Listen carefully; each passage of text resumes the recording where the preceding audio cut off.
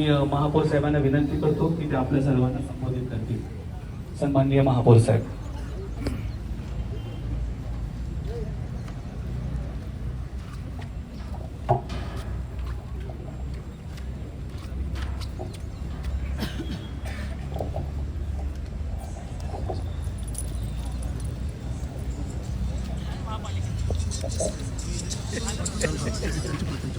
नमस्कार. उपस्थित उपमहापौर साहेब, सन्माननीय लोकप्रतिनिधी, महापालिकेचे आयुक्त, सर्व अधिकारी कर्मचारी आणि वसई विरार येथील नागरिक बंधू भगिनींनो, सर्वप्रथम तुम्हाला भारतीय स्वातंत्र्याच्या 19व्या वर्धापन दिनाच्या हार्दिक शुभेच्छा. आजचा हा ऐतिहासिक आणि पवित्र दिवस आपल्याला स्वातंत्र्य लढ्यातील सर्व महान हुतात्म्यांना, राष्ट्रपिता महात्मा गांधी, भारतरत्न डॉक्टर बाबासाहेब आंबेडकर, पंडित जवाहरलाल नेहरू आणि आपले आराध्य दैवत छत्रपती शिवाजी महाराज यांच्यासह सर्व स्वातंत्र्य सैनिक, क्रांतिकारक, हुतात्मे व सर्व राष्ट्रपुरुषांच्या विचारांना आणि त्यागाला विनम्र अभिवादन करण्याचा दिवस आहे. आपण जाणताच का गेली 6 वर्ष आपल्या महापालिकेमध्ये प्रशासकीय राजवट होती आणि या प्रशासकीय राजवटीच्या काळामध्ये सगळं झालेल्या बाबी आपल्या ज्ञात आहेत. ज्यावेळी महापालिकेच्या निवडणुका होऊन लोकप्रतिनिधी, नगरसेवक म्हणून विराजमान झाले, त्यावेळी महापालिकेच्या बजेटची स्पील म्हणजेच आपल्या भाषेमध्ये म्हणू तर आपण जवळपास 1250 कोटी आपण देणी लोकांची लागत होतो. आणि अशा वेळी ही परिस्थिती आपल्या हातामध्ये आली, सत्ता आपल्या हातामध्ये आली. अशा परिस्थितीत या महापालिकेचा कार्यकाळ नेटाने पुढे नेण्यासाठी सर्वच नगरसेवक तसेच लोकप्रतिनिधी प्रयत्नशील होते. तत्कालीन आमदार लोकनेते श्री हितेंद्र ठाकूर, श्री क्षितिज ठाकूर व श्री राजेश पाटील यांनी महाराष्ट्राचे माननीय मुख्यमंत्री देवेंद्र फडणवीस साहेब, दिवंगत उपमुख्यमंत्री अजितदादा साहेब तसेच माननीय उपमुख्यमंत्री एकनाथजी शिंदे यांच्याशी महापालिकेची परिस्थिती आणि याबाबतच्या उपाययोजना याबाबत सखोल चर्चा केली व माननीय मुख्यमंत्री व उपमुख्यमंत्री यांनी वसई विरार शहर महापालिकेला लागणाऱ्या निधीमध्ये कमतरता पडणार नाही असे आश्वासन दिले आणि पुढे आम्ही नेटाने सर्वच जण काम करू लागले. आपली महापालिका हे केवळ प्रशासकीय केंद्र नसून तुमच्या सर्वांच्या सुविधेसाठी, सुरक्षेसाठी आणि शहराच्या शाश्वत विकासासाठी कटिबद्ध असलेले आपले कुटुंब आहे. वसई विरारचा चेहरा मोहरा बदलण्यासाठी चालू आर्थिक वर्षात आपल्या सर्वांच्या सहकार्याने आम्ही अनेक महत्वाकांक्षी प्रकल्प हाती घेतलेले आहेत. वाहतूक कोंडीतून सगळ्यात महत्वाची आपल्याला भेडसावणारी एक समस्या वाहतूक कोंडीतून आपली सुटका करण्यासाठी MMRDA मार्फत 1919 कोटीचे 60 नवीन उड्डाण पूल आणि महारेल मार्फत 1250 कोटीचे 4 रेल्वे उड्डाण पूल प्रस्तावित केले आहेत. आणि हे रेल्वे उड्डाण पूल ते जरी म्हणत असतील 2 वर्षात करू, परंतु 3 वर्षाच्या आत आपण पूर्ण करण्याचा नेटाने प्रयत्न करणार आहोत. तसेच या शहरात 3107 कोटीच्या सिमेंट कॉन्क्रीट रस्त्याची कामे लवकरच प्रगतीपथावर येतील. जे काही हायवेपासून येणारे रोड आहेत, विरार, सोपारा, वसई, नायगाव या ठिकाणी कॉन्क्रीट रोड होतील. तसेच विरार पूर्व, नारंगी, चंदनसर, नारंगी, विरार पश्चिम, सोपारा, माणिकपूर, बोखिवरे या ठिकाणी देखील रेल्वे रोड उड्डाण पूल आपण बनवत आहोत आणि ते देखील काम प्रगतीपथावर आहे.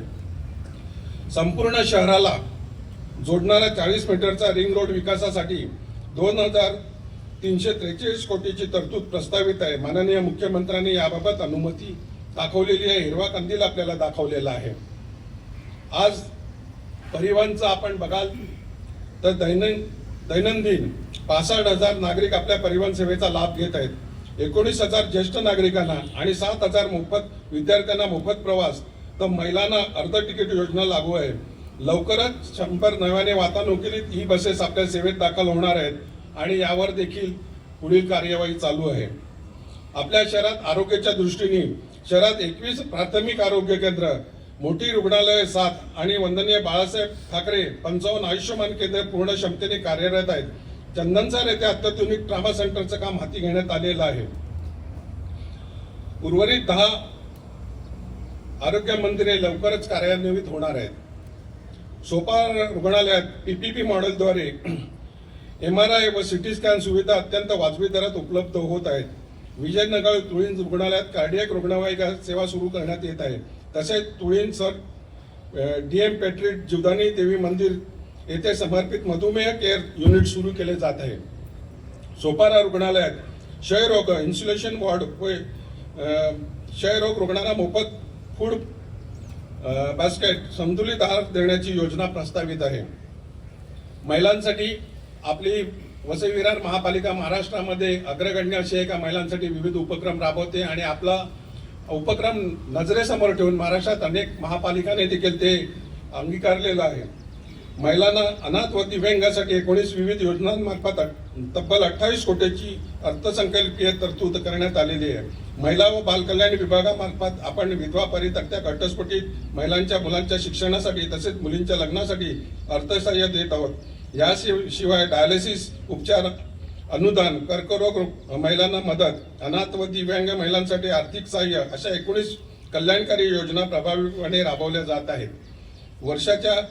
वर्ष 2026-27च्या अर्थसंकल्पात यासाठी 28 कोटी रुपयाची भरीव तरतूद करण्यात आली असून दरवर्षी सुमारे 2500 विद्यार्थ्यांना त्याचा थेट लाभ मिळत आहे. एकाकी जीवन जगणाऱ्या महिलांना पाणीपट्टी व घरपट्टी शासकीय कर सोडून महापालिकेचे जे कर आहेत ते माफ करण्याचा पालिकेचा मानस आहे.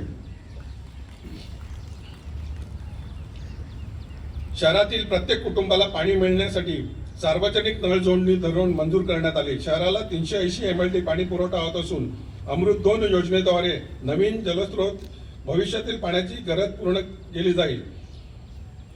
सार्वजनिक नळ जोडणीसाठी संविधानाच्या कलम 21 प्रमाणे मूलभूत हक्काच्या धोरणानुसार सर्व मिळकतींना नळ जोडणी देण्याचा निर्णय 3 एप्रिल 2026च्या रोजी ठरावाद्वारे मंजूर करण्यात आला आहे. कारण त्यामध्ये हायकोर्टाचे, सुप्रीम कोर्टाचे आणि शासनाचे काही GR होते आणि त्याच्यामध्ये असं होतं का अनधिकृत बांधकामाला देऊ शकत नव्हतं. परंतु या वसई तालुक्यामध्ये जी जुनी घरं आहेत, जी जुनी गावं आहेत, त्या प्रत्येकाला पाणी मिळण्यासाठी महापालिका पाणी देण्यासाठी कटिबद्ध आहे आणि त्यातून हा निर्णय घेण्यात आला.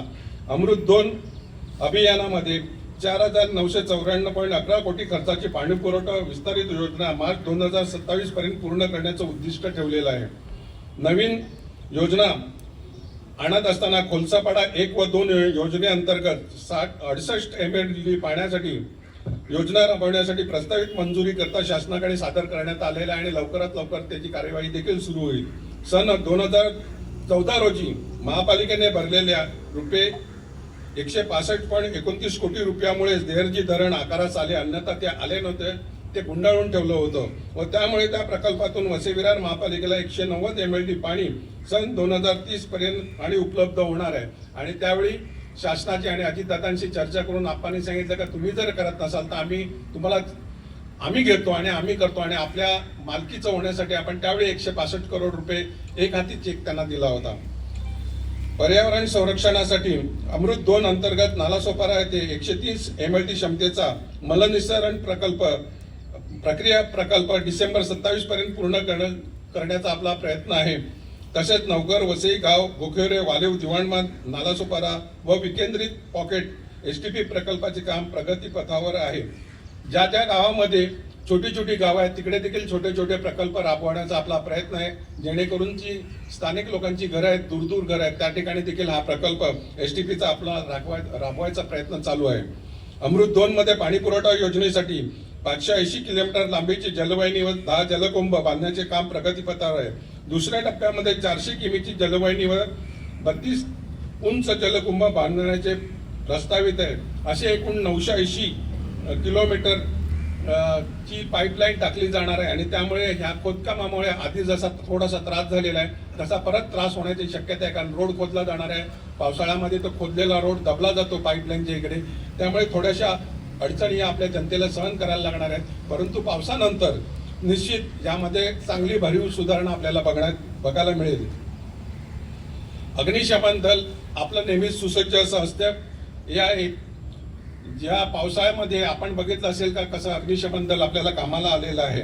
त्यासाठी आता नवीन 5 रेस्क्यू बोट, डिजिटल वॉकी-टॉकी यंत्रणा कार्यान्वित करण्यात आल्या आहेत व नवीन अग्निशमन केंद्र लवकरच होतील. हायवे तसेच पश्चिम पट्ट्यामध्ये देखील काही अग्निशमन केंद्र आपली प्रस्तावित आहे आणि तो करण्याचा आपण प्रयत्न करत आहोत.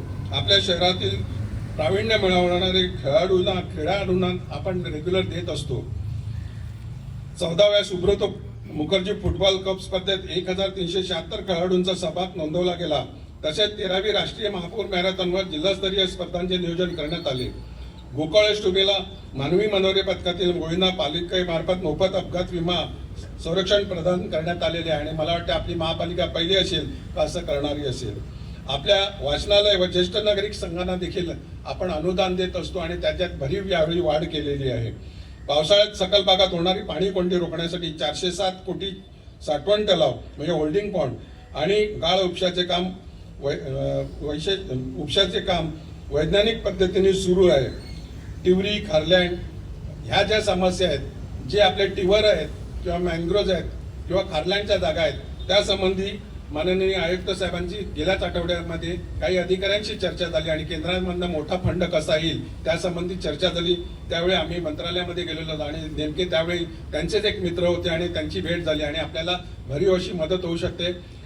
माननीय मुख्यमंत्र्यांनी ते कबूल केलेलीच आहेत. त्यामध्ये त्याचा पाठपुरावा चालू आहे, आमचा देखील पाठपुरावा चालू आहे आणि त्यांनी सांगितलेलं आहे की MSCB पासून ज्या ज्या समस्या आहेत त्या सोडवण्यासाठी प्रयत्न सुरू आहे आणि त्यासंबंधी आमच्या वेगवेगळ्या बैठका देखील सुरू आहेत आणि लवकरात लवकर पुढच्या वेळी ही समस्या उद्भवू नये हा आमचा प्रयत्न असणार आहे. शहरामध्ये श्वान कुत्र्यांचा फारच त्रास झालेला आहे आणि त्यासाठी श्वान निवारा केंद्र आणि कचरा प्रक्रियेचे नवीन प्रकल्प शहराच्या स्वच्छतेसाठी उभारले जात आहेत आणि यासाठी अनेक जणांचं मार्गदर्शन घेतलं जातं.